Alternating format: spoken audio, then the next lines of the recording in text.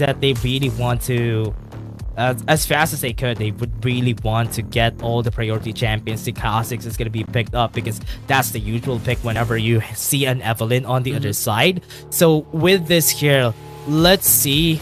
Oh wait, what? An Akali gets picked up for FPX. Well, now this changes things up. Akali locking in for FPX. They went for Evelynn as well, as we have mentioned a while ago. So double assassin coming in, and I think that is what their perspective is. That WBG could still go for the ADC in a bot lane. They could assassinate Vladimir. They could assassinate the ADC later on. Expectedly, you have Zeri, Kai'Sa, Xayah still open for these two teams. Yeah, it's gonna be easier here for them. But for now, from what we're seeing, okay, they're gonna go for the ban on the Ashe. As usual, you're not gonna be seeing Ashe in this game. Zeri, Kai'Sa, still possible. Xayah is still open. So they are gonna be looking at those ADCs here. But right now, FPX really needs a strong frontliner. But shockingly enough, they're going to ban away Alistar as a potential support for themselves. Could still go for the Galio coming in for this if they really want to go for that route.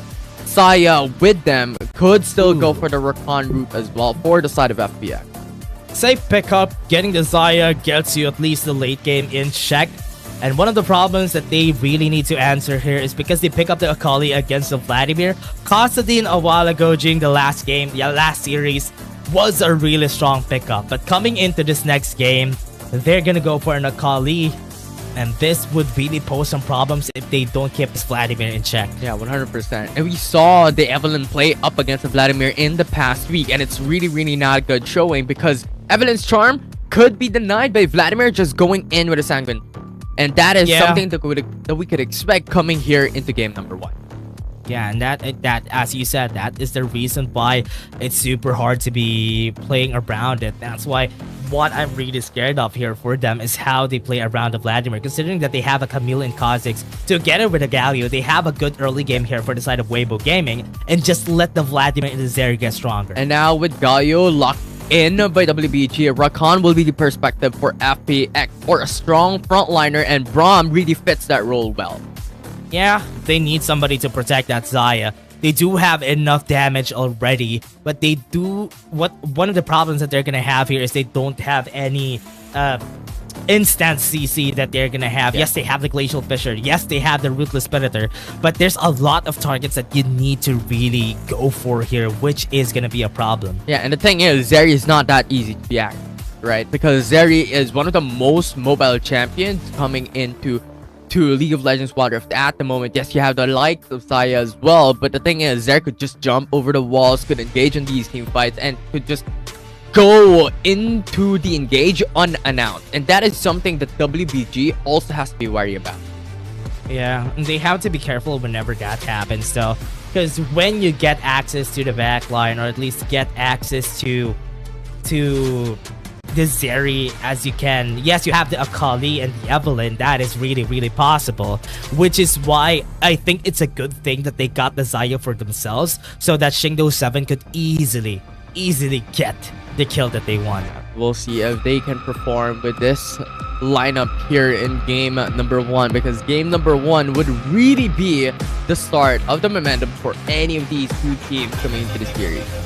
Yeah, they would really need to step themselves up here, because they would need anything that they could get to stray away, to be put in the middle of the pack. But later on, coming into this game number 1, we also have to be wary of the composition of WBG, because remember, the classic combo that we have, Camille and Galio, is present in their side. Yeah, I'm really afraid of this. The way these games are gonna start is gonna be really a big headache for everybody. Look at this, Infinity, because if ever they start, look at what Shingdo 7 has here. Yes, they have a lot of damage, but on the other side, look at that.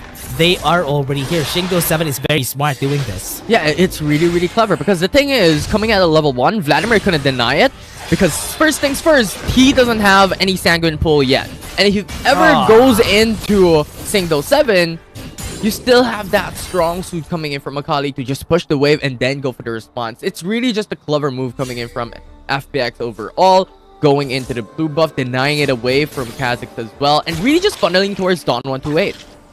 Yeah, and now what are they gonna do here now with Weibo Gaming? If they don't have vision, they don't know that Shingdo 7 actually did that at this point, and Shingdo 7 has a very great wave clear. It's gonna be too late when he sees this. Yeah, 100%. And I think that is also going down and boiling down into what we have mentioned a while ago, that Don128 is really just a strong barrel laner overall coming into FPX's side. And I think FPX want to double down onto that. You know what? We need to have that safety net onto Don128, but Zihan almost getting stuck in between two champions from FPX. Yeah, Shingdo 7, Fawn already sees what happened, and he knows that Shingdo 7 already got most of his jungle. Fawn is gonna try to get some information on where Shingdo 7 is, but it might be a bit too late. The rotation from FPX, I've been liking this. Yeah. It's really clever, right? You know, Chow went in to rotate into the top side where Shingdo 7 went there, just funneling onto, or well, helping out and guiding into the Rift Cutler. It's really clever how Don128 as well a while ago when Shingdo 7 went in for the blue buff, cleared out the jungle camps, he cut down the lane. So overall, when it comes to macro, FPX is on point. Yeah, FPX has been doing really good this game. I really love that Shingdo 7 has been such a great addition for FPX, because whenever there's a great jungler that knows how to rotate with the team, it's always going to be positive overall for the team here. It's just one of the important roles, most important roles coming into a competition, right? And I think this is quite debatable. Like, some people will say the mid lane, some people will say other lanes, right? But jungle really just dictates how the game will progress, how these rotations and how these ganks will really give the advantage coming in from one side or the other. Yeah, and it gives you a lot of this. It gives you a lot of these opportunities, right, Infinity? That, look at what he's gonna do. Gonna go to the top lane. He does have the stun on his side. They have the hook shot, though, but they're gonna be stopping him on his track. He's not gonna be able to move, but he was able to cancel it with a Hexic ultimatum. Ignite is on his head already. Faye's gonna go for the rotation. A bit too late right here, but that's gonna be a kill. Hemo Plague is gonna be used. Don128 is gonna be dead, but Shingdo 7 is gonna be next, and that rotation from Faye was perfect. Phenomenal response coming from Faye. Just changes things up. And I think FPX went in a little bit too aggressive and confident on the top side, and now with that, they went and traded with a 2-for-1 in favor for WBG. And look at that, Shingdo 7. I think that is really clever coming from Zihan. Dodges out the last caress coming in from Shingdo 7 and bought enough time with the Hextech ultimatum. Locking Don128 under the turret gives him so much of a lower HP than when he started. Faye coming into the top side enabled them to just clear it out and just swipe out the remaining members of the FPX. Really good turnaround. That gave them the space, though. Just because of that, they were able to buy some time so that they could go for the full rotation. And once they got the timing right, it was the only reason why they got the win there. It was perfect. It was a great setup. Yeah, it was phenomenal for WBC. And you know what? The advantage a while ago that was secured by Shingdo 7 is not anymore that huge coming here into 5-minute mark. And expectedly, these teams are now going to reset as we are fastly and swiftly approaching on the first objective. Yeah, first objective is where we are going to get the first fight. For now, with this 20 seconds, we can see the rotation from their jungler. They already back out. But from what we're seeing, because Weibo Gaming is going to go to the bot side, there's only one choice for FPX here to go for the Rift Herald. Yeah, and WBG having a 2-man unit coming into the mid lane, just push it down Sky, not overextend. And now with the first objective readily available for any of these teams to take, I think WBG would get the Ice Drake and FPX goes for the Rift Herald instead with a 1-for-1. Yeah, they're going to be getting this for sure. Zion is going to try something here, but he's not going to be able to do much. Don128 is going to be running away. They get the smite in the end, and that's going to be their objective. But on the other hand, FPX is going to try to fight out Fan, but he can go away. Not be able to deny the Ice Drake, so for now, it's a trade of objectives for both sides. Rift Herald and Shelly is spawned in the mid lane. Tower first secured. That's going to be one tower down, and that's exactly what you need whenever you get the Rift Herald. Get the first tower, get that gold lead so that you would be able to snowball. Yeah, that's just the significance of having the RH or having Shelly into your side. You know, that huge gold injection coming into the game of getting the Rift Herald and getting the tower first blood for the hoop. Yeah. It's very smart that they really actually did this early in the game. For now, what I can really see for the team here, the only thing that FPX could do is maybe get the early game in their favor, not let the Kazakhs just stray around, because most of the time whenever the Kazakhs gets their first 2 items, that is when the Kazakhs could just delete anybody, almost the same as what Shingdo 7 could do. And it is really surprising that Shingdo 7 went into the Lich Bane first instead of getting for the crown, because that is traditionally what we see, and that is dictating that Shingdo 7 will go quite aggressive coming into these fights, wants to really just burst out these squishy targets coming from WBG. Yeah, and they want to get as fast as they can. They really do want to get the easiest kills that they can get this early in the game, because they would really need it though. Because with that item choice, you can definitely say that he just wants to get kills as fast as he can. Oh yeah, 100%. And I think that is important to take note coming through into these matchups. And now when we're looking at the itemization of Faye, you have the crown as first item, given the fact that you have an assassin versus himself into the mid lane matchup up against Sky, and that gives him a little bit more of safety net, losing his tier 1 turret as well in the same lane. Yeah, and a lot of playthings have been taken already by the side of FPX. That is a good sign for them. Just if they really want to get that early game in their favor, that is something that they would really need. But for now, the problem really lies on how they would see Shingdo 7. Right now, they get one hook shot, not gonna connect because he was able to flash. Perfect timing. So good. But coming in the mid lane, it is WBG who got a kill. They got a kill. That's gonna be good. Now FPX is still looking for the kill on the top side, but Fawn is already here, and they are looking for platings on the mid lane. Back a little bit of an overextension. Coming into the mid lane, will dodge out the charm. Be able to go away. Yeah, it's a good thing he was able to get that. A lot of kills already for the side of Weibo Gaming, also winning the fight in the bot side of the map. And we always don't see it. They were away from the camera whenever they see this kills coming from them. And Weibo Gaming is just going to take down the Sound bot lane. Yeah, 1 kill from mid lane, 1 kill from bot lane. They get the turret as well. So now when it comes to gold, it's pretty much an even level playing field. The advantage that the FPX got is now lost. Yeah, now on the top side, the Root Predator was using a minion. This is going to be Don128 dead for sure. That hook shot is going to connect, and that's a kill. Good stun as well coming in from Camille. FPX traded for the turret, but overall, it's still WBG who has the Ice Drake and also is playing an even level playing field when it comes to gold advantage. So really, really good. Catching up that WBG is doing overall, that we've mentioned. While that FPX has phenomenal and impressive macro play, WBG is keeping up. Yeah, Weibo Gaming is just good at keeping their macro in, but when it comes to this replay, look at the fight that happened here. Yeah. You have FPX who went in for the overextension, went under the turret as well, used up the flash as well, and the Feather Storm, so pretty much there was no escape for Saya. Because we always mentioned, right, that Saya, the only way for her to escape and for her to be able to survive is a Feather Storm. But he used it really, really aggressively. Kong and Xiao got a bit too aggressive there on the bot lane. I wasn't expecting them to go for the dive. Yes, they're going to be winning the lane easier because Xayah technically has more damage in the early game. But what they did just gave Zeri the bump that she needs. And that is something that Weibo Gaming is just willing to take. Yeah, Muramana, and then already building up the Triforce as well. That's scary if it's built up. They're getting really, really close here. FPX. Now on the second objective here, 10 seconds on the clock, and that's gonna be out. And FPX still not in position, yes, but they don't have good positioning when it comes to this state of the game. But looking at it, WBG doing it by safety, doesn't want to go for the full engage, and Fan as well is playing on the outskirts. Yeah. What's really scary about this though is this fight in the bot lane though. Don128 already have HP even before the fight even happened. And they don't have any honey fruits in the area. So it's going to be easier for Weibo Gaming. Look at them going in with the hook shot. Don128, the flash coming in from Fawn is not going to be enough. Shingdo 7 even used the last caress. No more ultimates on their side. Along with the flash as well.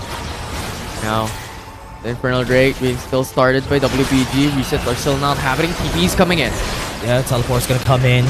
have some timing just right. They're gonna still push them back. Faye was able to get a good combo onto Kong. He was able to run away with the Feather Storm. They still got it in the end. Fun is just gonna be running away from here. They still got the stasis coming from Geshan. He's gonna be dying in the process, but Sky FL is still gonna chase him down. Perfect execution is gonna be used, but Faye is gonna push back the members of FPX, and they're not gonna continue the onslaught. Kratos is gonna move forward, forcing Chao to use the flash. FPX doesn't have any HP remaining for the rest of the members, and they have to retreat. They are forced to go back. WBG secures 2 dragons already, 1 away for the Soul.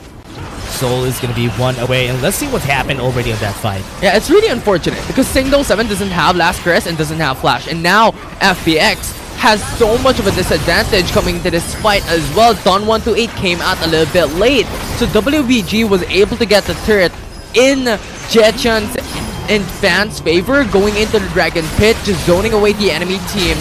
And right out there, Kratos securing so much of an advantage coming into the early game.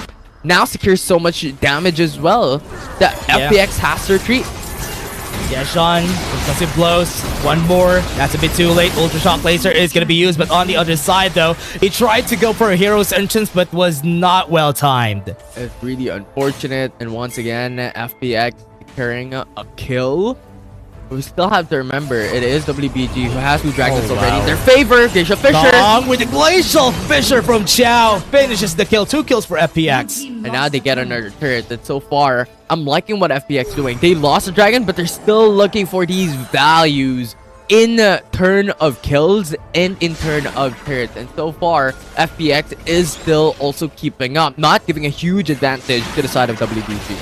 They're looking for opportunities here. I'm kind of liking what FPX has been doing at the start of this game, because I was expecting them to be winning a lot of these fights, but not this far away, because so far they have been doing so well. And the problem here is that Weibo Gaming needs to time this right, because they only have a 2k gold lead despite the towers being taken by FPX, so this could be bad for FPX. Yeah, 100%. And I think Getchan would also be one of the key valuable players coming from WBG side, because looking at their composition, there isn't really as much CCs as we expect into a draft, right? It is only Camille who has a single targeted CC, has the exit ultimatum, Getchan who will be the center of it all when it comes to crowd control. So I think it's really important that we look at Getchan and how he's able to play for the team later on. The only problem that I see also for the side of FPX is the same thing. One of the good things about this pick from Chao is that Weibo Gaming would want to really engage, and because you are a Braum is really good at re-engaging whenever he is needed. So that's why it's so good. Backing up with your point, Weibo Gaming doesn't have a lot of CC. It all relies on how Geshan would be able to play this. Yeah, on top of that, it is also WBG who has 3 melee units, has 3 melee champions. So when it comes to the passive of Chao, when it comes to the passive of Braum, it is going to be utilized. Yeah, it's going to be easier. Zihan, because he blows on his head, he still has the charm also. So FPX, okay, didn't try to go for it. Right now, Baron is also available already. Chao overextends. Already on track. They have the Hexic ultimatum too. Not a lot of damage coming in from Weibo Gaming, but they got the kill. Kong is just dealing so much. And that's really important. They lose Camille, which means it's only Getchan who will be the frontliner for WBG. Yeah, they do have the ultimate yet, but they do really need their tank. They have the Baron available. FPX could start at any time soon. Now, Shuriken Flip will not connect onto Faye, denied by the crown. Single 7 though, pressuring on the jungle camps of WBG. Yeah, goes in for evolution, really close from Xingdao 7. But now with the evolved wings for WBG, they can go for a fight right now. But the objective is going to be up in just a bit. They are gunning for the soul here. So even if they're a bit too late, it's still safe because the Camille is going to revive before this objective comes up. But it's really scary because at the moment, it is a 4v5. Camille comes up though. So can go through into this fight really swiftly. Has secured the wrap downside cap already for Single 7. And Tower top side has been taken down too.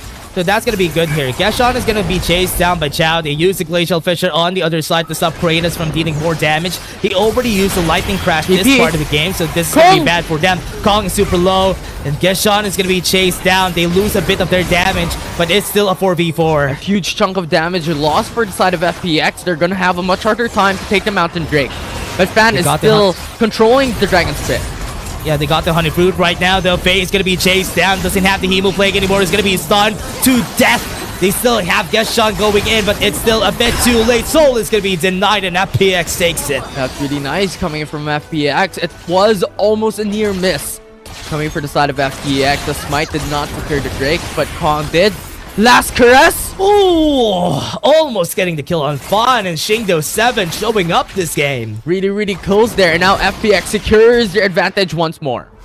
Yeah, and FPX, what they can do here after that, the fact that they got the kill a while ago and they got the Dragon Denial, they can go for a Baron, a sneaky Baron, because they have a Xayah on their side, so it's going to be easier for them to secure this. Plus, the thing is, you still have 8 seconds for Vladimir to come back up once again. So they still, or they will be able to secure the positional advantage up against WBG.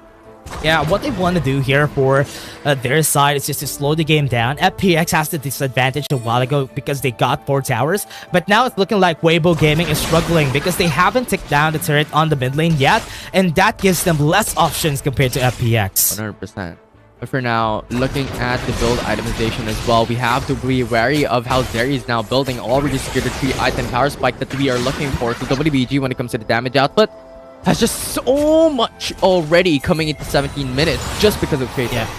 What I'm really scared of is Faye. If Faye wouldn't be kept in check here, that is going to be a problem because they have the Raven and Stat Cap already. Fun! Too aggressive! He almost died to just one combo from Shingdo7. Facial Fisher as well. Really good to zone away WBG.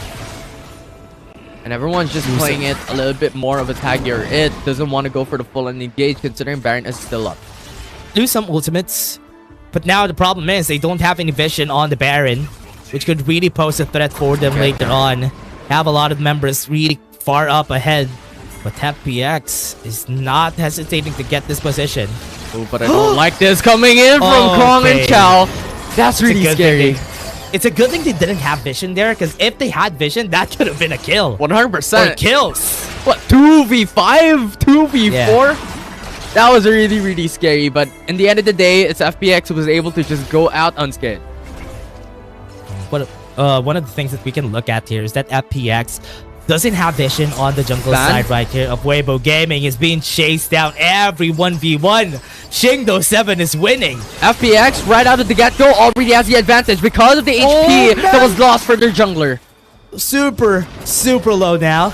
Just because of that one combo coming from Shingdo7, 2 members almost half HP, and they have to make the recall right here from Weibo Gaming just because of that. And Fawn being low is not good for WBG. Fan will be able to go in for the reset, will be able to come through into the Dragon's Pit really swiftly as well.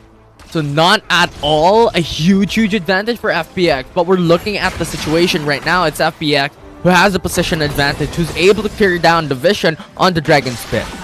Yeah, and for now, we're starting. For the mid lane, we're waiting for them to start anytime soon. We're seeing FPX is still positioning themselves, but Kong right now, really scary. Yeah, Shingdo7 as well will be able to just attain the Infinity Orb as well. So when it comes to the damage output with the Lich Bane on hand, this is going to be really scary. Yeah, Hexic Ultimatum on the top side. Feather Storm cancels the ultimate. No Hexic Ultimatum for their side, but on the other hand though, Zihan going to take a break of the damage, and Don Wantaway is going to be running away. They got the kill on Geshan. They don't have a tank anymore. This is going to be bad for them. Onto the backline though, they got some kills. They're going to be following through. They are being chased down onto the backline. Don Wantaway having a 1v1, but here comes Fawn to help out. Sky Abel is going to be there. He has the shuriken flip on Zihan. Fawn is being chased down by the ADC, and Kong is going to get the kill on him. On the other hand though, Shingdo7 fighting a 1v1 against the ADC too, but this I think is going to be Zihan going to fall down. Sky batting a 1v1 still in the bottom lane. Yeah, they still have the shuriken flip, and that's going to be a kill for Sky. That's amazing. And now the Elder Drake will be open for FPX to take. And once they do, they could go in for the reset, go into the Baron. And once that happens, this is a potential over for game number 1, as this will give them so much advantage. This might be the game for them, though. FPX already got the Elder Drake, and because of that, they can snowball that to a Baron. They still have 10 seconds for most of their members to be alive. They got their jungle up now. And now it is also Xayah who is on her way, on his way coming into the Baron. So this is pretty much FPX securing 2 objectives on top of each other. As we have mentioned, getting the Elder and getting the Baron means a no. potential It's a game GG. over in favor for FPX. FPX can just go and push for the mid lane. What they need to be afraid of is the potential of Shingo 7 to even just use the Whiplash and the last caress in one sitting, and everybody's dead. And now, the last hope for WBG, really crucial for Zihan to be able to secure. Ooh, what a really smart way of using the Glacial Fissure there, though. They use the Glacial Fissure just to stop them from getting through, and that's very smart. Now, Shingo 7 is looking for any kills that he can. Once he gets close, one's gonna be dead, especially Kratos. Look at the position of Fan. Hoping to have eyes on Kong as well. Shuriken Flip will not get information, so Fan could still go in for the backside and access Kong. Yeah, Kratos is looking for anything that he can. SkyFL could go to the backline if ever he wants to. FPX trying to finish this as fast as they could. They don't have much way clear though, but they have big kill potential! Oh! And that last caress almost killed two! So close, yet so far. Don 128 jumped in. Yeah, that's gonna be the fight though. They have the Elder Drake onto their hands. Zihan is gonna fall. Still have all of their members still alive. They have the Elder Drake. They need to be scared. The Sanguine Pool is going to be used for Fate to try and finish it up. But FPX takes the win. Once again, their macro prowess is shown in game number 1. A little bit of a roller coaster coming into the mid game.